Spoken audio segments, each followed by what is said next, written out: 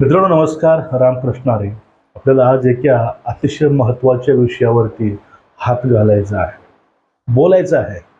आणि महाराष्ट्रापुढे एक असा ज्वलंत प्रश्न मांडायचा आहे. तो प्रश्न एकाच व्यक्तीनं सोडवला आहे. तो म्हणजे देवेंद्र फडणवीस. तो प्रश्न, तो स्वाभिमान, तो अभिमान, तो आदर, ती इज्जत, तो मान, हे सगळं काही ज्याने कोणी टिकवून ठेवलंय ते हे दोनच आहेत. आणि आपण त्यांनाच नेहमी गुन्हेगार ठरवलंय. आणि आपण केलेल्या उपकाराची जाण सुद्धा ठेवलो नाही. ही आपला महाराष्ट्र नाही मित्रांनो. ही महाराष्ट्र ही संतांची भूमी आहे. महाराष्ट्राचा आदर्श जो आपल्या पुढे मानला गेलाय तो अतिशय भयावह आणि अतिशय भयानक आहे. आपल्याला आज त्याच शरद पवारांच्या विषयी बोलायचं आहे. त्यांची सगळी जी काय आहे ते कोणी फोडून तोडून मोडून ठेवली आहे. आणि नेमकं तुमच्या डोक्यामध्ये विष पेरायचे कसे कामं झालेत. सगळ्यांना विनंती आहे मित्रांनो, आपण एक काल व्हिडिओ पोस्ट केला होता परवा दिवशी. म्हणजे आता समजलं का देवेंद्र फडणवीस कशाला म्हणतात. त्याविषयी तो व्हिडिओ पाहून काही चाटुकारांनी आपल्याला ट्रोल केलं आणि काही जणांनी धमकीचे फोन सुद्धा केले होते. आम्ही अशा लोकांना भीक घालत नाही, पण एक वाईट वाटतं की जे आपले समर्थन करणारे लोक आहेत ते खाली कमेंट करायला, त्या लोकांना उत्तर द्यायला सुद्धा खाली येत नाही. त्यामुळे सर्वांना विनंती आहे मित्रांनो, चॅनलला सबस्क्राईब करून ठेवा आणि जास्तीत जास्त आपल्या विचारांच्या लोकांपर्यंत व्हिडिओ पोहोचवायचे काम करा. मित्रांनो बघा, महाराष्ट्राच्या राजकारणामध्ये, महाराष्ट्राच्या समाजकारणामध्ये शरद पवारांनी जी माती खाल्ली आहे ती अतिशय अनिंदनीय आहे. त्या सोबतीलाच सय्यद बंडा म्हणजेच संजय राऊत. आता झालं असं की महाराष्ट्राच्या राजकारणामध्ये ब्राह्मणाची जी अवस्था केली आहे, जो तुम्हाला मी दाखवणार आहे की नेमकं आपलं चुकतंय कुठं, महाराष्ट्र चुकते कुठं. महाराष्ट्राचं आराध्य शिवाजी महाराज. आता शिवाजी महाराजाविषयी कुणी काय बोललं तर लोक महाराष्ट्र डोक्यावरती घेतात. पण शिवाजी राजेविषयी डायरेक्ट आक्षेप घेणारे काका यांना मात्र लोकांनी डोक्यावर घेतलं. का असं झालं कसं? कारण त्यांनी अगोदर विविध संघटना काढून, विविध संस्था काढून ह्या लोकांचे डोके गुलाम केलेत मित्रांनो. संभाजी ब्रिगेड असेल, अशा अनेक ब्रिगेडी संघटना आहेत. याच्या माध्यमातून या लोकांच्या डोक्यामध्ये पुरोगामित्व जे आहे नकली, ते ढासू ढासू भरायचं काम केलेले आहे. ते म्हणजे कसे? आता बघा, शिवरायांचा मावळा ज्यावेळेस डोक्यावर किंवा खांद्यावर घेऊन शरद पवारांना नाचतो, त्यावेळेस आतून मित्रांनो मन तुटतंय आणि त्यावेळेस वाटतंय खरंच शरद पवार नावाच्या एका माणसानं असं ब्रेन वॉश केलेलं आहे, त्यातून अजूनही मराठी लोक बाहेर पडत नाहीत.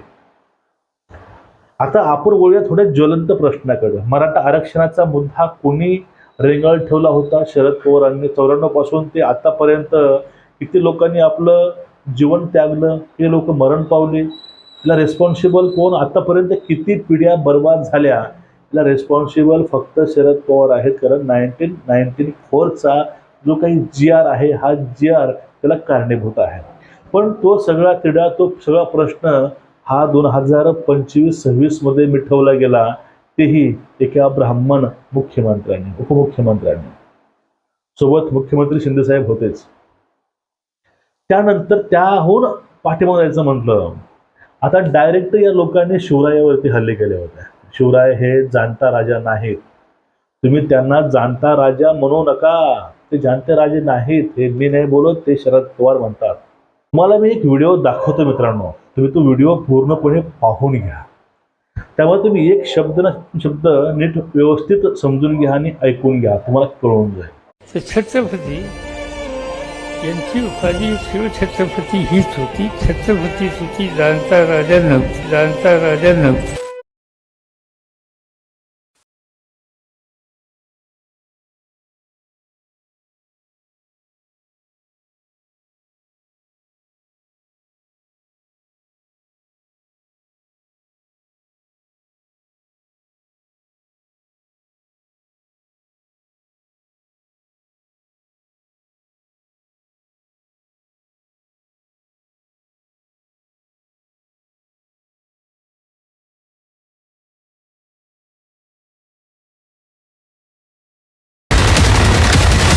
हा व्हिडिओ मी खूप दिवसापूर्वी पाहत होतो. यावरती बोलावं वाटायचं, पण थोडंसं मी वाट पाहत होतो. पण आता राहिलो नाही मित्रांनो. स्वतःला जाणता राजा म्हणजे ह्या महाराष्ट्राचं कुलदैवत. आपण म्हणतो आई तुळजाभवानी कुलदेवी आहे, कुलदैवत आपले राजे आहे, जिजामाता आहे. पण असं नाही. ह्या सगळ्या पुरोगामी लोकांचं कुलदैवत हे आधारवड आहेत. त्यांनाच हे लोक जाणता राजा म्हणतात. ज्यावेळेस जाणता राजा शरद पवारांना म्हणलं जातं, जाणता राजा हा शिवाजी महाराज नाहीत असं शरद पवार आणि त्यांची पिल्लावळ म्हणते, त्यावेळेस मराठा समाज, मराठी समाज, महाराष्ट्रीयन शांत का असतो. पण ज्या माणसानं मराठ्यांना आरक्षण दिलं, एवढा मोठा प्रश्न मिटवला आणि शिवरायांचे गड किल्ले असतील, शिवरायांच्या सगळ्या गोष्टी असतील, ह्या सगळी जतन करायचं कामं ज्यांनी केले आहेत, तो मात्र हा द्वेषाला सामोरे जातो. म्हणजे आपण आज एवढे निर्बुद्ध बनलेलो आहोत, आपण आज एवढे गुलाम बनलेलो आहोत त्या लोकांचे. आपल्याला चांगलं काय, वाईट काय हे कळतं, पण आपण ते मानायला तयार नाही. अहो, जाणता राजा आम्हीच आहोत. शिवाजी महाराज जाणते राजे नाही तर देव नाहीत. आणि त्या पुढे चालून संजय राऊत सुद्धा हेच गोष्टी बोलतात. आणि त्यानंतर ते बोलतात की ते डायरेक्टली शिवरायांचे वंशज उदयनराजे यांना ते पुरावा मागतात की हे शिवरायांचे वंशज आहेत, याचा पुरावा काय.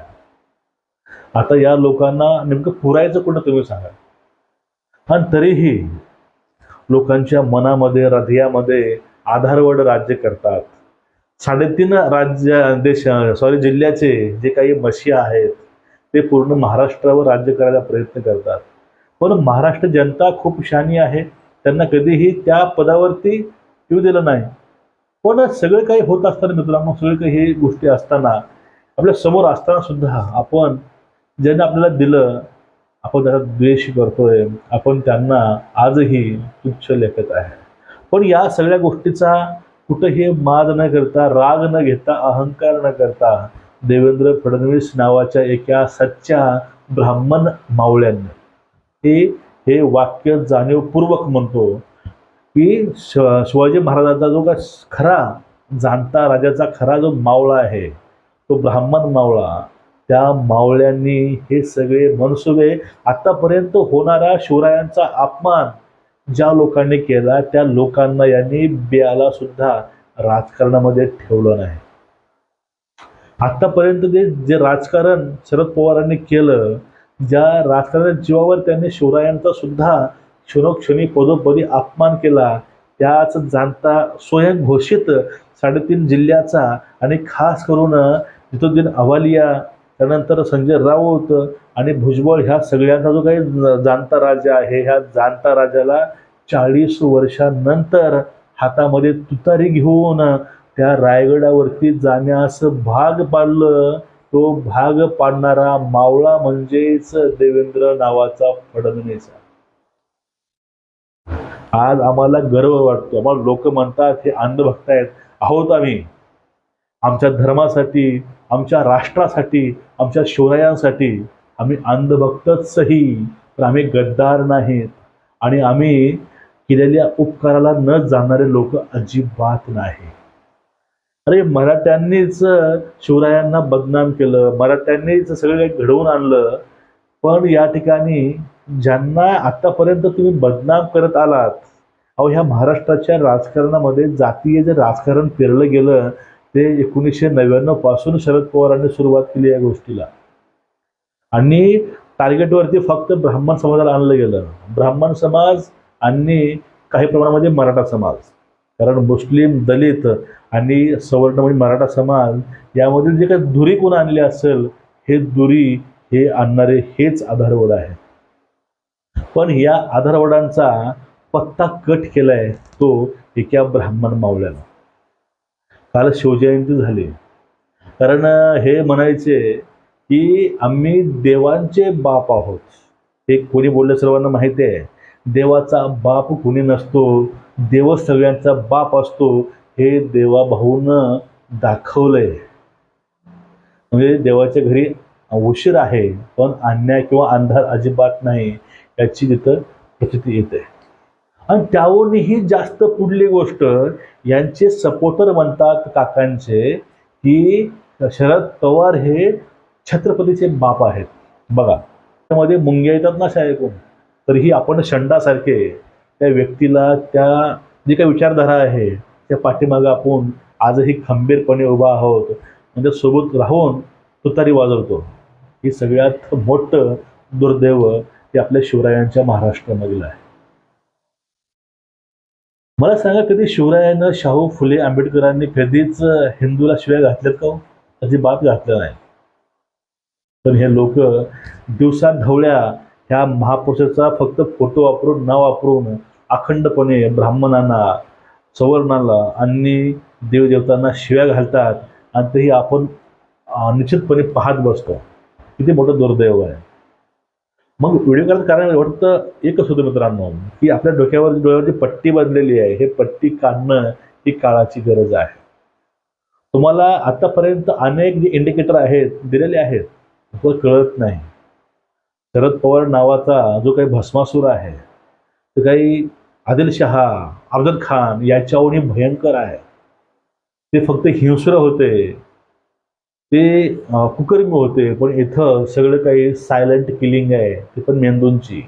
माणसं जिवंत आहे, त्याचा मेंदू जिवंत नाही. त्यावरती अधिराज्य हे ह्या काकांना आतापर्यंत केलेलं आहे, आणि त्यांचे गुलाम हे लोक आहेत मित्रांनो. सगळं काही समोर आहे, तर ही यांच्या तोंडामध्ये तुतारी काकाचीच आहे. पण ह्या तुतारीला घेऊन रायगडापर्यंत 40 वर्षानंतर पालखीमध्ये बसून नेला भाग पडणारे हे देवाभाऊ आहेत. त्या देवाभावानं सांगून दिलं की तू कितीही फडफडला होता, पण तुला शेवटी त्या रायगडाच्या पायथ्याशी तुला नतमस्तक करायला घेऊन आलोच. हा त्या मागचा उद्देश होता, इशारा होता. म्हणून आज अभिमान वाटतो की त्या सच्च्या मावळ्यांचे आम्ही अंधभक्त आहोत. तुमचं एकूणच या विषयावरती मत काय, नक्कीच व्यक्त होत चला. व्हिडिओ शेअर करा. नमस्कार.